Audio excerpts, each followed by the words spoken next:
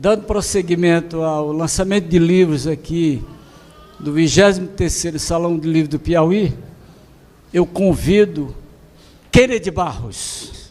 Aplausos para ele. Bom demais.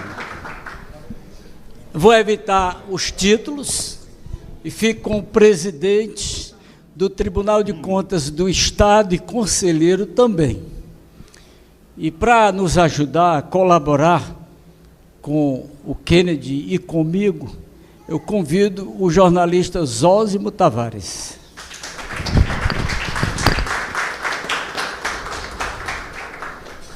E aí o jornalista Zósimo Tavares vai convidar mais uma pessoa.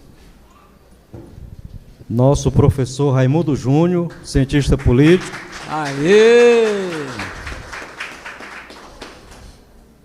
Nós e estamos... orientador do Sim. professor Kennedy no mestrado de Ciência Política. Professor, nós estamos na internet, para o Piauí todo, para o Brasil e para o mundo. Isso é muito rápido, isso é muito bom. Eu quero fazer duas observações. Uma que eu assisti uma entrevista hoje do Kennedy, eu fiquei maravilhado. O assunto que foi desenvolvido na entrevista me deixou um ser humano com mais, digamos assim, estímulo, porque o Tribunal de Contas, ele olhava muito internamente, até um certo tempo. E o livro do Kennedy fez com que o Tribunal de Contas do Estado olhasse para fora. E na entrevista de hoje, um tema, sabe, de uma humanidade, e ele comunicou muito bem. Lixão, olha que coisa, né, Zósimo? De modo que o outro assunto, ele é particular, ele é pessoal e é coletivo, porque nós estamos na rua, ou seja, nós somos maiores abandonados. Cuidado com essa palavra, não pronunciar abandonado não, preste atenção, é minha área, eu sou professor da área. Nós estamos abandonados, nós maiores, eu, Sinésio, que já está bem, né? Mas, na verdade, Igor, é que a Fundação Quixote não tem ainda um teto. E o Kennedy, na sua generosidade, na sua grandeza, eu digo é ao vivo mesmo, e em cores. O Kennedy está construindo uma escola ao lado do Tribunal de Contas. Que escola, hein? Ivanildo, pois não é que ele inventou de nos acolher nesta escola. Aí, e eu que sou um apaixonado pela literatura, pelo Salão do Livro do Piauí, eu maluco, um Quixote, com outro maluco Quixote também, que é uma relíquia que o Kennedy se suja, que é o Sinés. Quando eu contei para o Sinés, aí ficamos desnorteados para caminhar. Eu já estou me imaginando, me deslocando de casa, para alguém perguntar, o que é que você vai fazer no Tribunal de Contas do Estado? Eu digo, vou trabalhar lá agora. Kennedy, nosso Senhor lhe abençoe muito, muito grato. E eu peço permissão a vocês para eu resolver um pequeno probleminha ali também, além desse problema físico. Mas a minha pergunta é essa, em um minuto, que foi que motivou você, o presidente conselheiro do Tribunal de Contas do Estado, a olhar para fora? Basicamente, primeiro eu quero aqui agradecer a presença de todos, a oportunidade aqui no SALIP, reconhecer a grandeza do SALIP no estado do Piauí. Iniciativas como essa dignificam o estado e, ao mesmo tempo, da alegria de estar aqui no campus da Universidade Federal. Eu, todas as vezes que venho a um centro universitário, é um ambiente nostálgico, eu me encontro comigo mesmo, é sempre uma oportunidade ímpar de relembrar toda uma história estudantil que nunca vai passar. Basicamente, meu ilustre professor, a preocupação com a coisa chamada serviço público de qualidade. Quem banca a sociedade é a população com seus impostos, impostos caros. Então, se ela paga impostos caros, ela quer vê-los em forma de retorno e em forma de benefício. Então, um Tribunal de Contas tem na sua principal função, só por isso, o acompanhamento das políticas públicas, e não, basicamente, só ponta no lápis para saber se a conta está certa ou não. A conta está certa, mas não tem serviço de qualidade. O que é que a população ganha? Nada. Então, basicamente, o que norteou foi essa ideia de que a população banca a sociedade com seus recursos, impostos caros, e quer retorno de serviço de qualidade. Agora eu quero fazer uma permuta com o Zósimo. Ele vem para cá para conduzir esses trabalhos. Tá bom, Zósimo? Vamos nos encontrar. Não tem problema não, a imagem está provando que nós estamos aqui.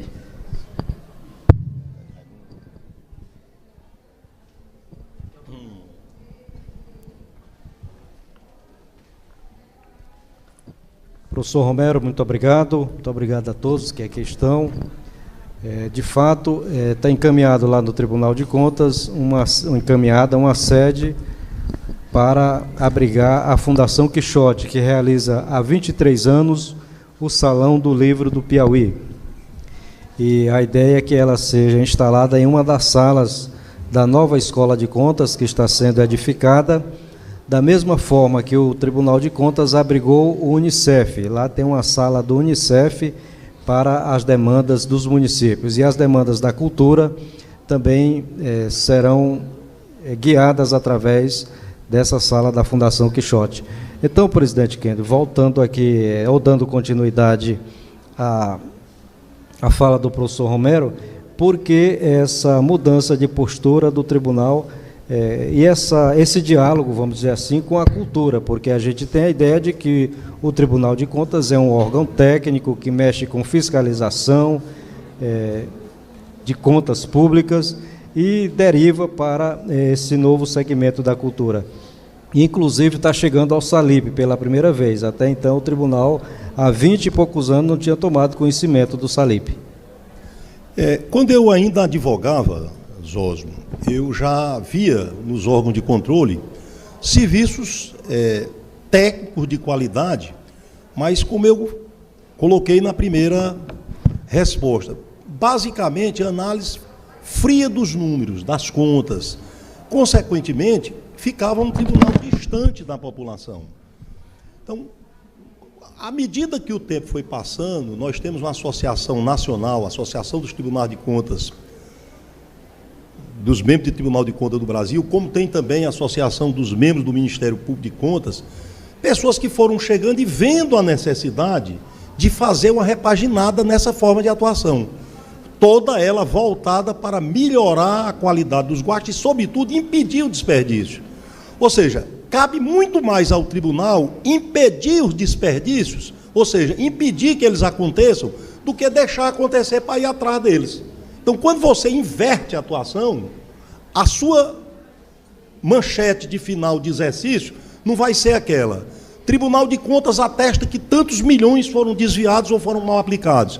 Ela passa a ser assim: foi a ação preventiva do fiscal de contas, do Tribunal de Contas, do Ministério Público de Contas e do Tribunal de Contas que impediu o desperdício de tantos milhões. Só aí eu lhe pergunto, o que é mais importante para a sociedade?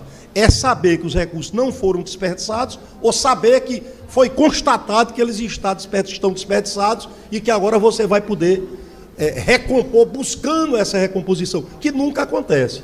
Dados comprovam que de cada R$100 desviados ou mal aplicados no Brasil, só 3 voltam aos cofres públicos.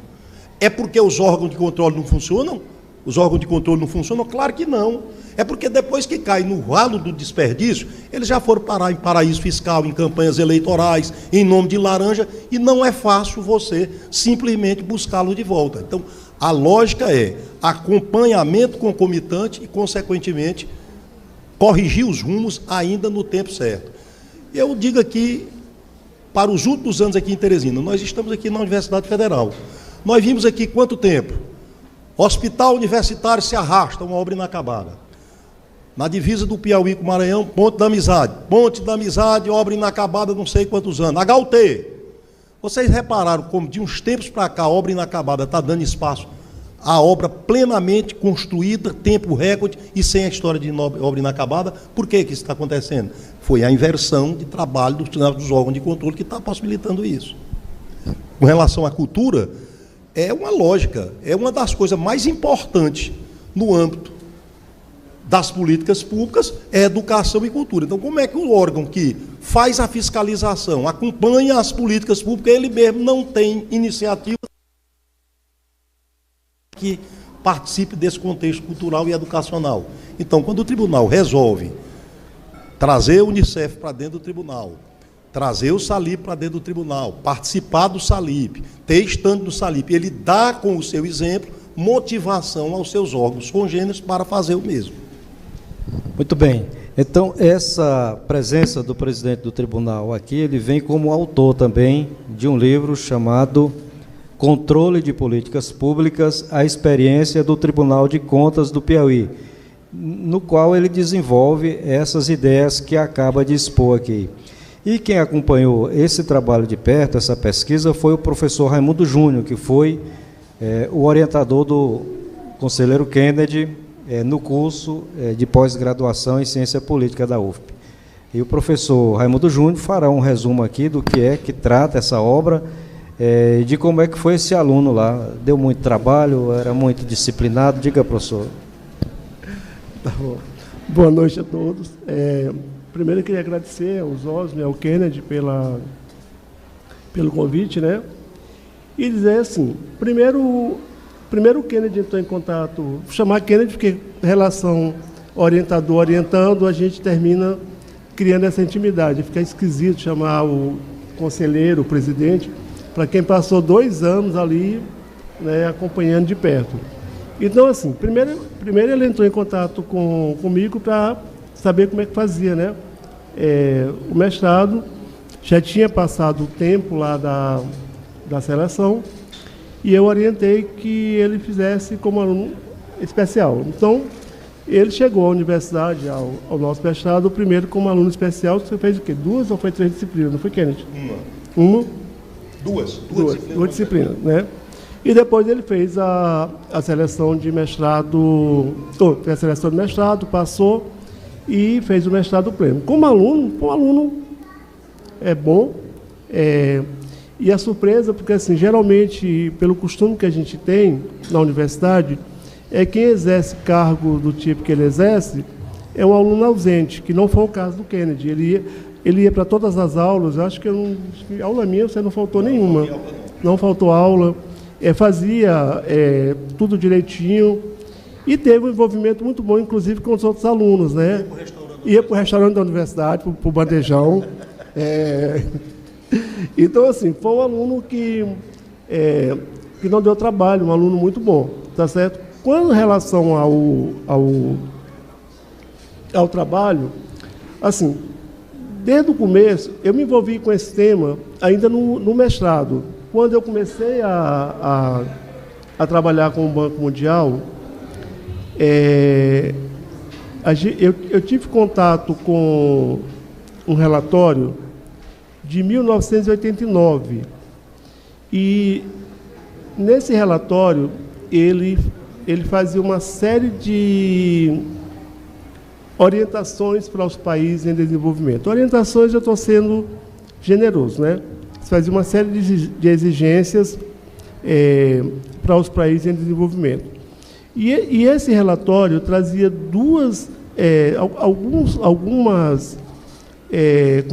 alguns conceitos, alguns valores que eram completamente novos aqui para a gente. Um era de accountability, que não tem nem tradução, a gente fala accountability porque realmente não tem tradução. A gente não tinha a prática da responsabilização, a palavra é responsabilização mesmo, não é responsabilidade, tá certo? Porque, assim, a prática, né, do gestor público no Brasil era, não só do Brasil, mas nos países em desenvolvimento, era de não prestar conta. Nem com a sociedade prestava muito mal conta com os órgãos de controle, né? Então, essa era a primeira questão que estava lá nesse relatório. E por que que essa novidade estava sendo trazida para os países em desenvolvimento? Porque na década de 80, 90, 83 mais ou menos, eles fizeram uma série de reformas. Estou falando toda essa coisa para chegar no trabalho do Kennedy. Eles fizeram uma série de reformas do tipo reformas econômicas, porque achavam que o problema do desenvolvimento, da inflação, nos países mais pobres, era um problema puramente econômico. Então, eles fizeram o que se chama de reforma de ajuste estrutural, ou você pode chamar de ajustes liberalizantes, ou neoliberais, né? É assim que ficou conhecido. Já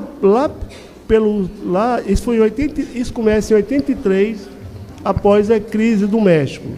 Lá por volta de 87, a Unicef já dá o sinal de que os ajustes não estavam dando resultado, estaria aumentando a pobreza em alguns países e com impacto muito grande sobre os mais pobres. E aí, em 89, o banco traz essa novidade, né? Que o problema desses países não eram necessariamente problemas econômicos, mas, acima de tudo, problema de cultura política, né? Se acrescenta uma variável nova que até então a gente não discutia quando se discutia questões econômicas. Então, e aí é onde vem essa preocupação com a accountability e uma outra coisa, uma outra palavra nova também que não tinha tradução para o português, que é governança, né? Geralmente, se você for procurar governança no dicionário,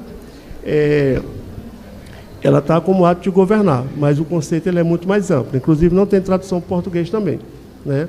Governança está ligado a um projeto de desenvolvimento, né, que traz uma série de questões como controle social, empoderamento da sociedade. Você vem de uma sociedade extremamente autoritária e o próprio Banco Mundial e o FMI está falando em controle da sociedade, empoderamento das mulheres, questões ecológicas.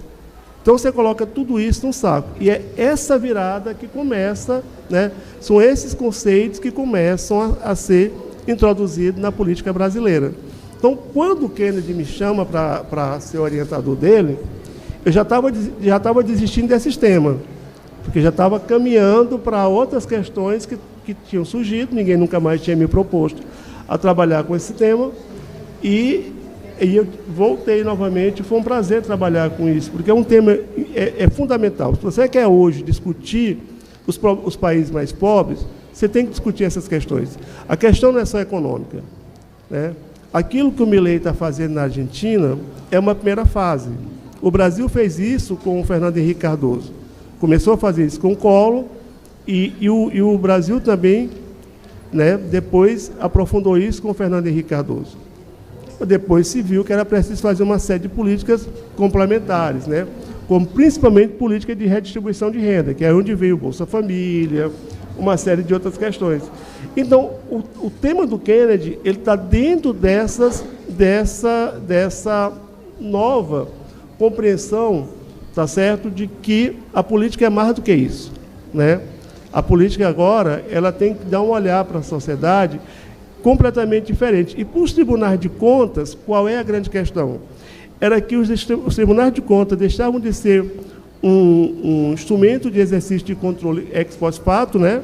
Ex post, aliás, e punitivo, e se transforma basicamente no instrumento de pedagogia e de orientação das políticas públicas e principalmente do executivo municipal, mas não só municipal, também estadual, tá certo? Então, o trabalho do Kennedy tem essa grande vantagem, que ele olha para um tribunal que entra dentro dessa nova perspectiva de desenvolvimento, né, que foi imposto a esses países lá pela década de 90, e os tribunais eles vão se adequando também a essa nova perspectiva, que agora ele deixa de ser só depois do fato acontecido e passa, tá certo, até uma política mais pedagógica.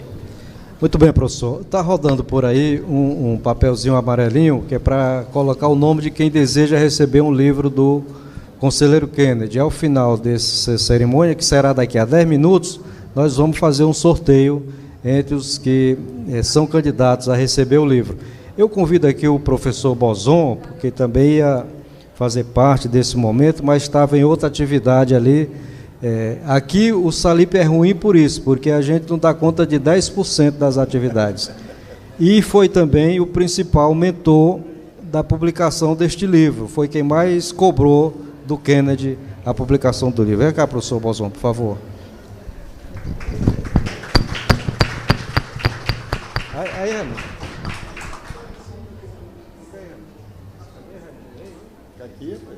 Isso não exclui você não, Raimundo, fique aí.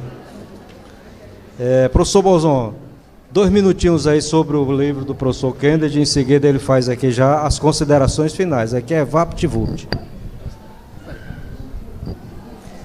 Boa noite a todos, conselheiro Kennedy, senhoras e senhores. Eu acompanhei de perto essa trajetória acadêmica do conselheiro, muito antes dele ingressar no mestrado. Ele já anunciava esse desejo, esse propósito, e acompanhei toda essa caminhada acadêmica, porque o Kennedy é uma pessoa plural, multifacetada, tem vários campos de atuação, mas de certo modo me surpreendi com a dedicação, o comprometimento, o entusiasmo com que ele se dedicou ao curso, à pesquisa, às leituras. A gente termina se surpreendendo, porque, mas de certo modo, a vida acadêmica ela é muito encantadora, ela nos envolve e nos motiva. Eu acompanhei e vejo o entusiasmo com que ele trilhou esse caminho. Inclusive, uma experiência inédita, um conselheiro, um presidente de um órgão de contas, durante a sua gestão, se dedicar com tanta determinação a um projeto e produzir uma obra que é inédita. O Tribunal de Contas é uma instituição centenária, de grande relevância social, política, e ter um presidente que, mesmo com tantas missões, com tantos desafios, ainda acha tempo para produzir uma pesquisa com tanta qualidade, com tanta importância para o desenvolvimento da atuação da Corte. Na verdade, é um relato acadêmico profundo, circunstanciado, que narra a trajetória dele como pesquisador, mas, sobretudo, demonstra como a Corte de Contas está engajada em buscar se aperfeiçoar, otimizar os seus serviços. Conselheiro Kennedy, parabéns pela dedicação, e quem ganha com tudo isso é o Piauí. Parabéns. Muito obrigado. Só dizendo como vai ser a dinâmica, a gente está encerrando a palestra após a palavra aqui do professor Kennedy, e quem for sorteado no livro e quiser o autógrafo será ali no estande do TCE, logo aqui à esquerda. Então, conselheiro Kennedy, o livro tem resultado na expectativa que você queria? Qual é a receptividade dele? Valeu a pena? Valeu a pena, e eu digo mais que o que mais me deixa feliz é perceber que a população começa a entender essa forma de se relacionar com ela através do que chamamos de controle social, e já traz suas demandas para o tribunal. E o tribunal, com isso, mostra que não está intervindo nas gestões, assumindo o papel dos gestores. Não. Os gestores foram eleitos pelo povo, têm autonomia e a decisão que lhes é conveniente para conduzir suas gestões, mas sempre dentro daqueles limites que é a lei. E o tribunal existe aí para quê? Para balizar o comportamento dos gestores através do acompanhamento das políticas públicas. Daí a natureza de início do trabalho ter sido bem polêmica. Eu lembro, professor Raimundo, que ainda quando submetido ao teste para ser aceito do mestrado, uma das perguntas lá foi por que não esse trabalho na área de direito constitucional? E eu disse que não deveria ser na área de direito constitucional, porque o número as normas jurídicas já estavam postas para as gestões. E também porque não no mundo da política pública, porque a política pública é a execução das próprias políticas que a população está a buscar. E era no campo da ciência política para quê? Exatamente para captar essa nova forma de agir do Tribunal de Contas, de interação com a população e de acompanhamento de política pública para evitar dano ao erário e, consequentemente, alcançar os recursos para que eles fossem aplicados corretamente e no êxito das políticas públicas serem eficientes, serviço público de qualidade.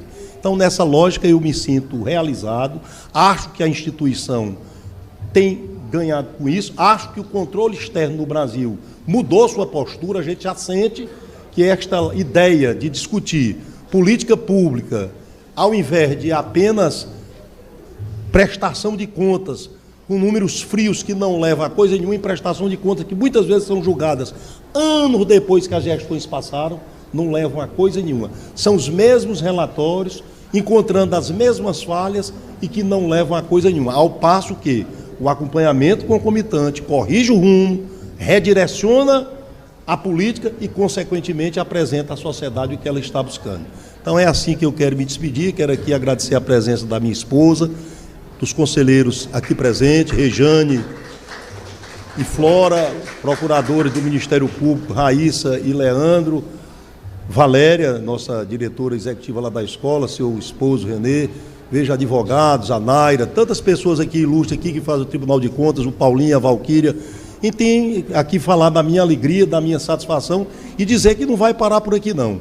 Nós vivemos uma época que nós falamos muito de controle de política pública, falamos muito em Estado Democrático de Direito, falamos muito em justiça social, mas nós vemos também que nossa nova democracia, que ela é nova, ela já foi colocada a teste, os desafios estão aí a toda prova para serem enfrentados e há também o que destrua essa lógica de construir uma sociedade melhor. Fake news é uma delas e tudo isso precisa ser levado em termos científicos a sério. Então eu vou me propor já, visando um doutorado, fazer um trabalho nessa área de fake news, que para mim é exatamente, enquanto a construção da política pública edifica a sociedade, a fake news ela destrói a democracia e, consequentemente, os valores de uma sociedade. Então agradecemos a presença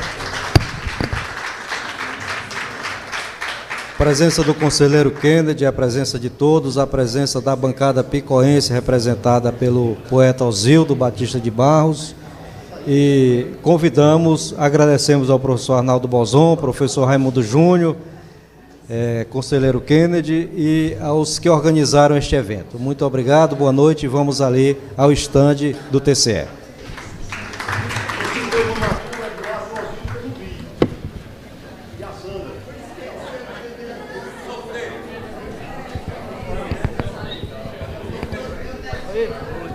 Grande Bonildo.